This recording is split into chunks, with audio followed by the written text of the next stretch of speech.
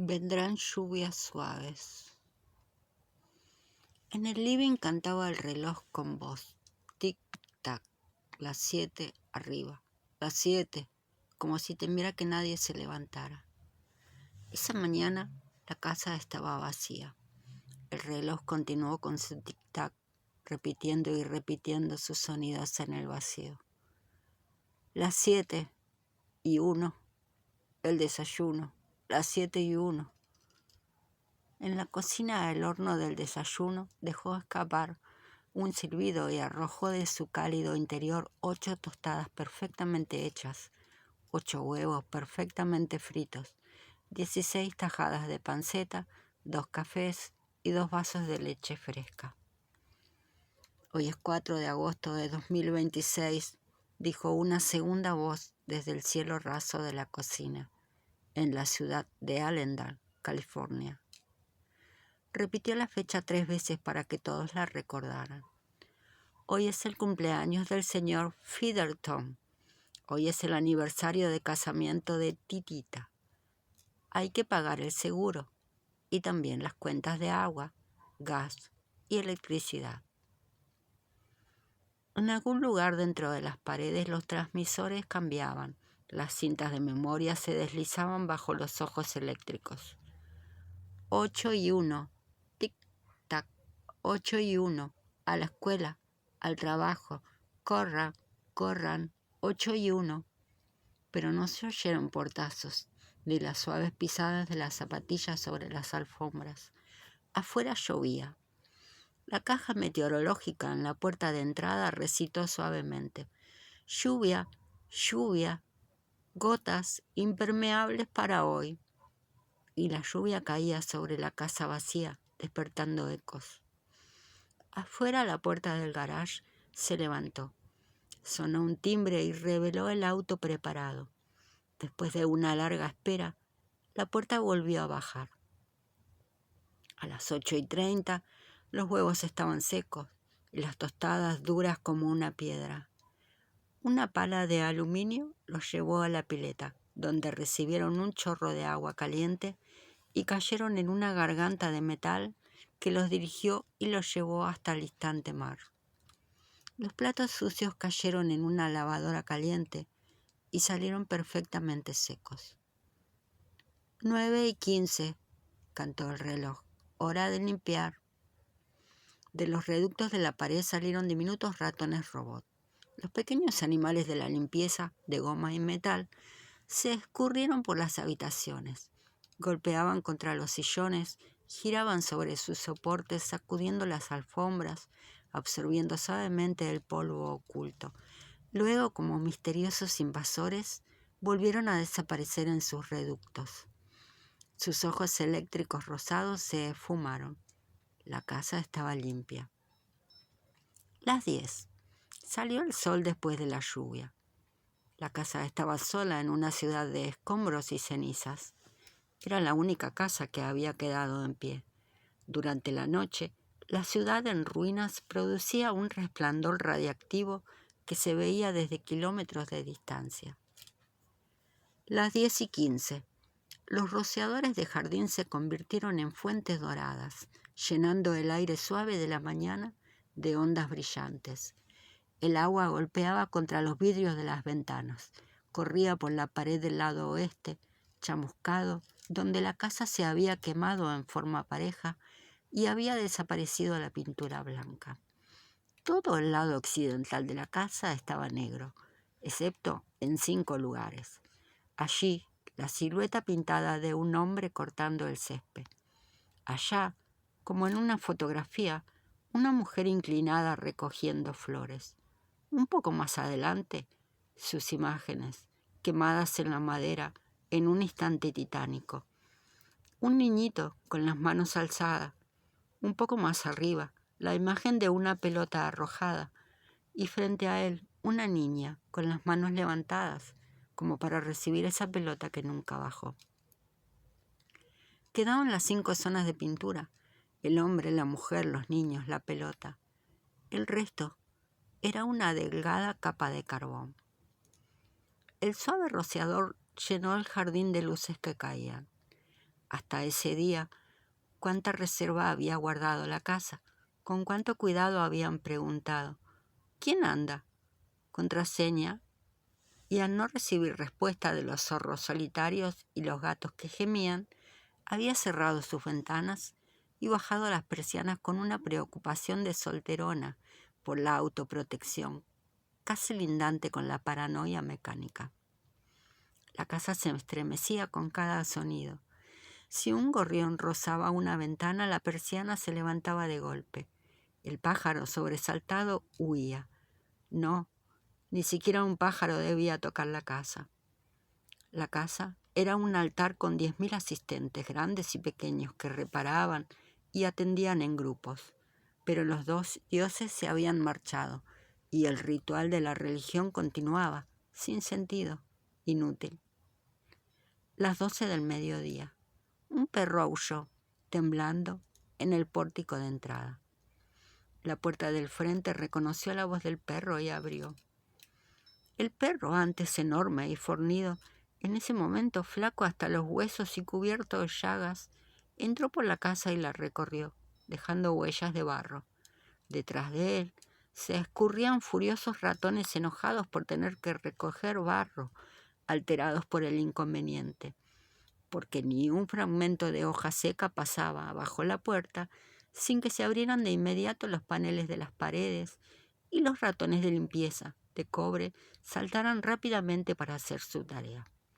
El polvo, los pelos, las paredes eran capturados de inmediato por sus diminutas mandíbulas de acero y llevados a sus madrigueras. De allí pasaban por tubos hasta el sótano, donde caían en un incinerador. El perro subió corriendo la escalera, aullando histéricamente ante cada puerta, comprendiendo por fin, lo mismo que comprendía la casa, que allí solo había silencio. Husmeó el aire y arañó la puerta de la cocina. Detrás de la puerta, el horno estaba haciendo panqueques que llenaban la casa de un olor apetitoso mezclado con el aroma de la miel. El perro echó espuma por la boca tendido en el suelo, husmeando con los ojos enrojecidos. Echó a correr locamente en círculos, mordiéndose la cola, lanzado a un frenesí, y cayó muerto. Estuvo 1 hora en el living. Las 2, cantó una voz. Percibiendo delicadamente la descomposición, los regimientos de los ratones salieron silenciosamente como hojas grises en medio de un viento eléctrico. Las 2:15, el perro había desaparecido. En el sótano, el incinerador resplandeció de pronto con un remolino de chispas que saltaron por la chimenea. Las 2:35. De las paredes del patio brotaron mesas de bridge. Cayeron naipes sobre la felpa, en una lluvia de piques, diamantes, tréboles y corazones. Apareció una exposición de martinis en una mesa de roble y saladitos. Se oía música, pero las mesas estaban en silencio y nadie tocaba los naipes. A las 4, las mesas se plegaron como grandes mariposas y volvieron a entrar en los paneles de la pared. 4:30. Las paredes del cuarto de los niños brillaban. Aparecían formas de animales, jirafas amarillas, leones azules, antílopes rosados, panteras lilas, que daban volteretas en una sustancia de cristal. Las paredes eran de vidrio, se llenaban de color y fantasía. El rollo oculto de una película giraba silenciosamente y las paredes cobraban vida. El piso del cuarto parecía una pradera. Sobre ella corrían cucarachas de aluminio y grillos de hierro, y en el aire cálido y tranquilo, las mariposas rojas de delicada textura aleteaban entre los fuertes aromas que dejaban los animales. Había un ruido, como de una gran colmena amarilla de abejas dentro de un hueco oscuro, el ronroneo perezoso de un león, y de pronto el ruido de las patas de un okapi, y el murmullo de la fresca lluvia en la jungla, y el ruido de pezuñas en el pasto seco del verano. Luego, las paredes se disolvían para transformarse en campos de pasto seco, kilómetros y kilómetros bajo un interminable cielo caluroso. Los animales se retiraban a los matorrales y a los pozos de agua. Era la hora de los niños. Las 5. La bañera se llenó de agua caliente y cristalina. Las 6, las 7, las 8. La vajilla de la cena se colocó en su lugar como por arte de magia, y en el estudio hubo un clic. En la mesa de metal frente a la chimenea, donde en ese momento chisporroteaban las llamas, saltó un cigarro, con 1 centímetro de ceniza gris en la punta, esperando. Las 9. Las camas calentaron sus circuitos ocultos porque las noches eran frías en esa zona. Las 9:05. Habló una voz desde el cielo raso del estudio. Señora McLegan, ¿qué poema desea esta noche? La casa estaba en silencio. La voz dijo por fin: ya que usted no expresa su preferencia, elegiré un poema al azar. Comenzó a oírse una suave música de fondo. Sarah Teasdale, según recuerdo, su favorito. Vendrán las lluvias suaves y el olor a tierra, y el leve ruido del vuelo de las golondrinas, el canto nocturno de los sapos en los charcos, la trémula blancura del ciruelo silvestre, los ruiseñores con sus plumas de fuego, silbando sus caprichos en la alambrada. Y ninguno sabrá si hay guerra, no le importará el final cuando termine. A nadie le importaría, ni al pájaro, ni al árbol, ni desapareciera la humanidad, ni la primavera, al despertar al alba, se enteraría de que ya no estamos. El fuego ardía en la chimenea de piedra y el cigarro cayó en un montículo de ceniza en el cenicero. Los sillones vacíos se miraban entre las paredes silenciosas y sonaba la música. A las 10, la casa comenzó a apagarse. Soplaba el viento.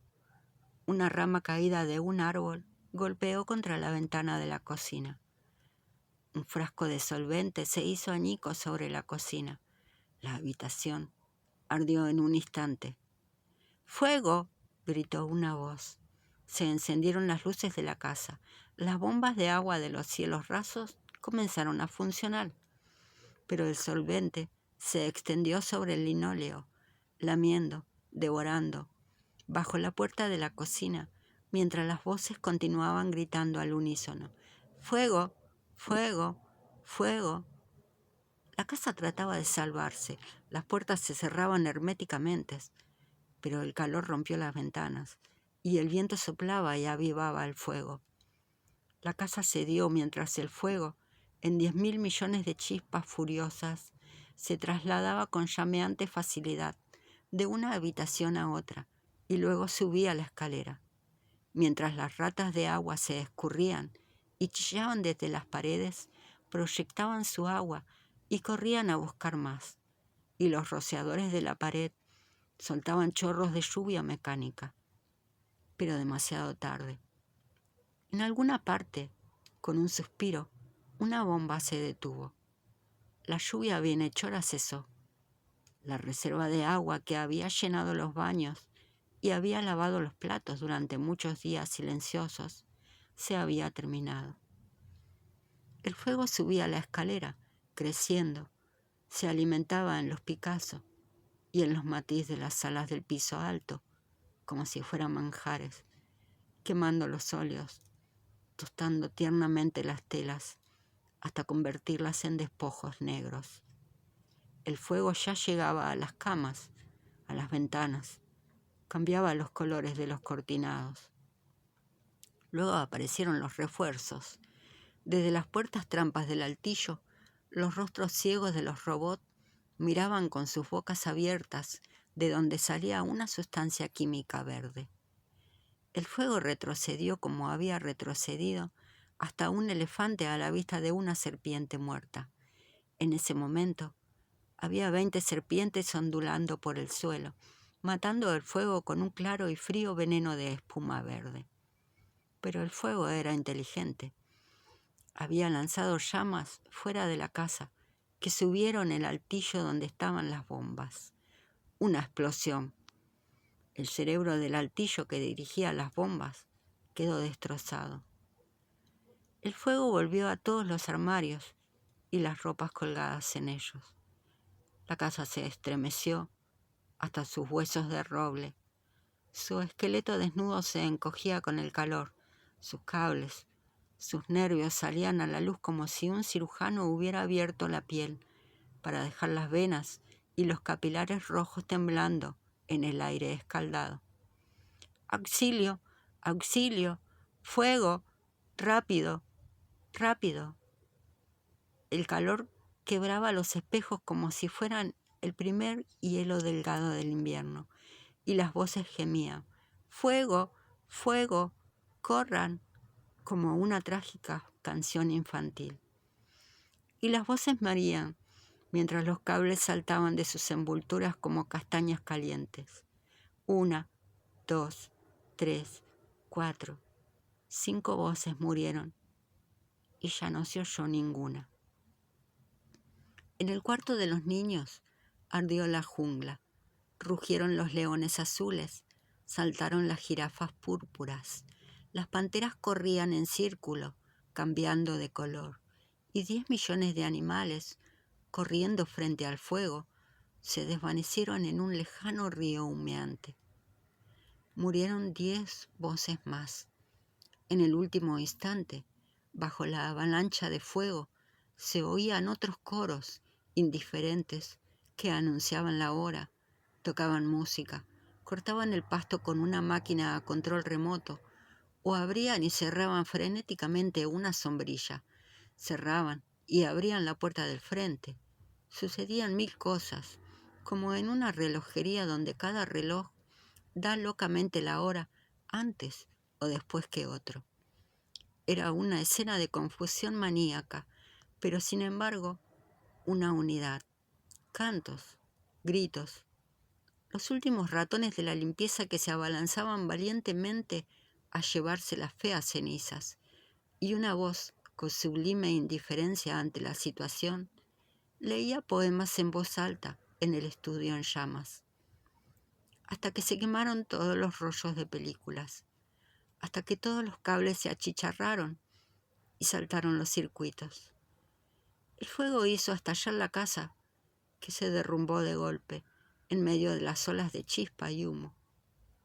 En la cocina, un instante antes de la lluvia de fuego y madera, pudo verse al horno preparando el desayuno en escala psicopática: 10 docenas de huevos, 6 panes convertidos en tostadas, 20 docenas de tajadas de panceta, que, devorados por el fuego, ponían a funcionar nuevamente el horno, que silbaba histéricamente.